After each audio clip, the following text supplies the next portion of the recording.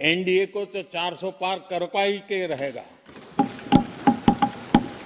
लेकिन भारतीय जनता पार्टी को 370 सीट अवश्य देगा। आपका इतना बहुमत है, अब तो पहले 330 334 की, अब ने तो 400 पार हो रहा है। শুনুন, এখনো হিম্মত করে বলি, লড়তে যদি পারে বিজেপিকে কেউ, বাংলা পারে, তৃণমূল কংগ্রেস পারে, আর আমরাই পারি সমস্ত রিজিওনাল পার্টিকে ঐক্যবদ্ধ করে এক জায়গায় দাঁড়াতে। কংগ্রেস তুমি তো একা পারবে না, তুমি 40টা সিট পাবে কিনা আমরা জানি না।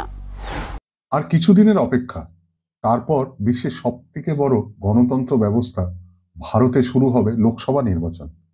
প্রত্যেক রাজনৈতিক দলগুলোর অগ্নি পরীক্ষা। বিগত 10 বছর ধরে শাসন করছে ভারতে ভারতীয় জনতা পার্টি শ্রী নরেন্দ্র মোদীর নেতৃত্বে। বিরোধী দলগুলো মিলে একটা মহাজোট তৈরি করেছে, I.N.D.I.A, মানে ইন্ডি জোট। সেখানে কংগ্রেস, টিএমসি, আম আদমি পার্টি, সমাজবাদী পার্টি, আরজেডি, ডিএমকের সাথে আরো অনেক দল আছে।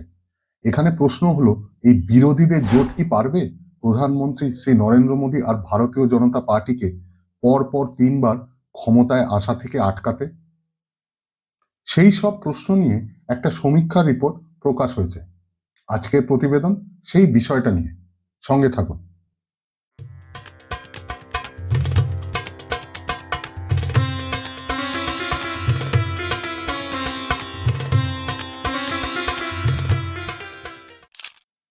ইন্ডিয়া টুডে ও সি ভোটার আসন্ন লোকসভা নির্বাচন নিয়ে একটা সমীক্ষা রিপোর্ট প্রকাশ করেছে।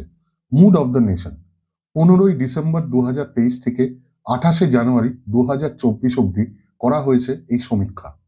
সেখানে তারা প্রায় 1.5 লক্ষ জনসাধারণের কাছে পৌঁছে একটা অনুমান করার চেষ্টা করেছে যে এখন যদি লোকসভা নির্বাচন হয় তাহলে কার পাল্লা ভারী, এনডিএ না ইন্ডি জোটের।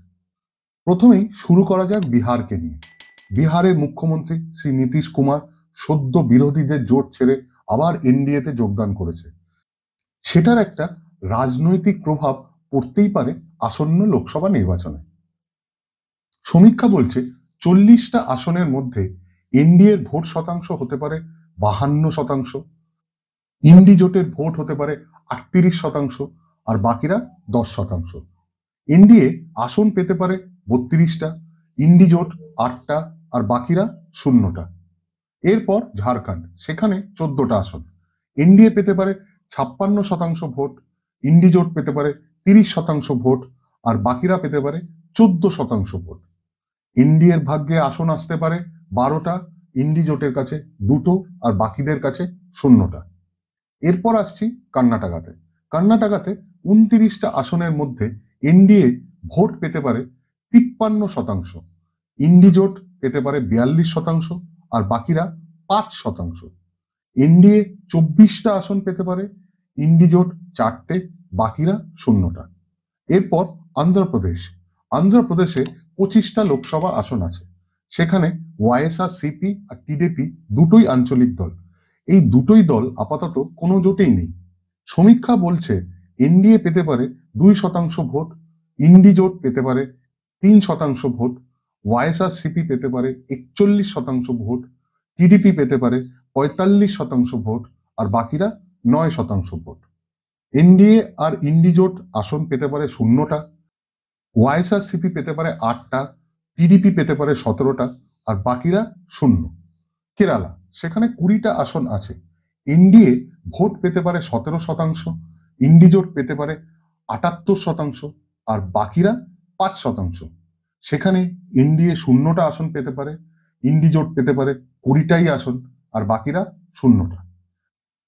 তামিলনাড়ু, এখানে 39টা আসন আছে। এনডিএ পেতে পারে 15% ভোট, ইন্ডি জোট পেতে পারে 47% ভোট আর বাকিরা 38% ভোট।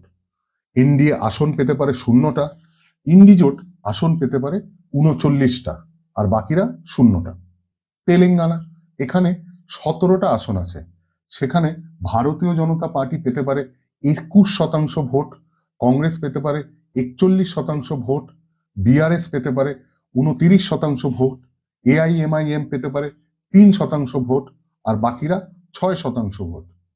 আসনের দিক দিয়ে দেখতে গেলে বিজেপি পেতে পারে 3টে, কংগ্রেস পেতে পারে 10টা, BRS পেতে পারে 3টে, AIMIM পেতে পারে 1টা, আর বাকিদের কপালে 0টা। মহারাষ্ট্র, এখানে 48টা আসন আছে। সেখানে এনডিএ ভোট পেতে পারে 40%, ইন্ডিজোট পেতে পারে 45%, আর বাকিরা 15%।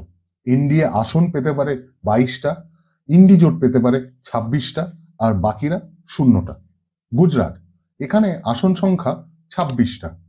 ভারতীয় জনতা পার্টি এখানে ভোট পেতে পারে 62%, কংগ্রেস পেতে পারে 26%, আর বাকিরা 12%। ভারতীয় জনতা পার্টি এখানে আসন পেতে পারে 26টা, কংগ্রেস ও বাকিরা 0টা। মধ্যপ্রদেশ, এখানে 29টা আসন আছে। ভারতীয় জনতা পার্টি এখানে ভোট পেতে পারে 58%, কংগ্রেস ভোট পেতে পারে 38%, আর বাকিরা 4%। ভারতীয় জনতা পার্টি আসন পেতে পারে 27টা, কংগ্রেস 2টো, বাকিরা 0। রাজস্থান, এখানে মোট আসন সংখ্যা 25টা। ভারতীয় জনতা পার্টি এখানে ভোট পেতে পারে 59%, কংগ্রেস পেতে পারে 35%, আর বাকিরা 6%। ভারতীয় জনতা পার্টি এখানে পেতে পারে 25টাই আসন, কংগ্রেস ও বাকিরা 0টা আসন। দিল্লি, এখানে আসন সংখ্যা 7টা। সেখানে ভারতীয় জনতা পার্টি পেতে পারে 57% ভোট, কংগ্রেস পেতে পারে 25% ভোট, আম আদমি পার্টি পেতে পারে 15% ভোট, বাকিরা 3%। ভারতীয় জনতা পার্টি সবকটা আসনই জিততে পারে, মানে 7টা। আম আদমি পার্টি, কংগ্রেস আর বাকিদের কপালে আসতে পারে 0টা আসন। পাঞ্জাব, এখানে আসন সংখ্যা 13টা। সেখানে এনডিএ ভোট পেতে পারে 17%, ইন্ডিজোট পেতে পারে 65%, আর বাকিরা 18%। এনডিএ পেতে পারে 2টো আসন, ইন্ডিজোট 10টা আসন, আর বাকিরা 1টা আসন। হিমাচল প্রদেশে মোট আসন সংখ্যা 4টে। বিজেপি পেতে পারে 60% ভোট, কংগ্রেস পেতে পারে 29% ভোট, বাকিরা 11% ভোট। বিজেপি পেতে পারে 4টে আসন, কংগ্রেস আর বাকিরা 0টা আসন। হরিয়ানা, এখানে মোট আসন সংখ্যা 10টা। ভারতীয় জনতা পার্টি পেতে পারে 50% ভোট, কংগ্রেস পেতে পারে 38%, বাকিরা 12%। আসনের দিক দিয়ে দেখতে গেলে ভারতীয় জনতা পার্টি পেতে পারে 10টা, কংগ্রেস ও বাকিরা 0টা আসন। জম্মু আর কাশ্মীর, এখানে 5টা আসন।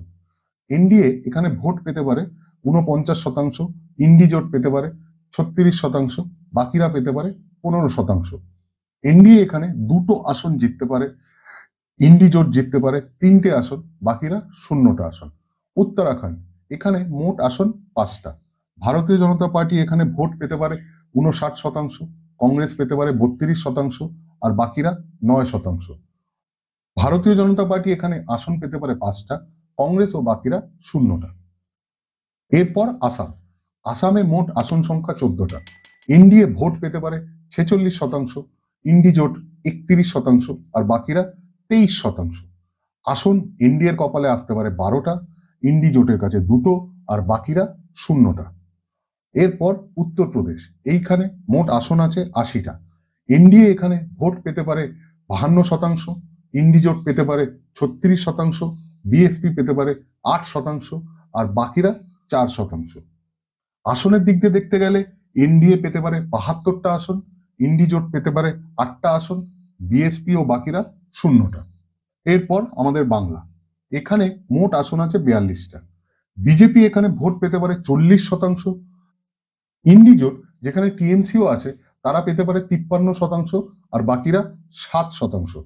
বিজেপি আসন পেতে পারে 19টা, টিএমসি 22টা, কংগ্রেস 1টা, মানে ইন্ডিজোটের কপালে আসতে পারে 23টা আসন, আর বাকিরা 0টা আসন।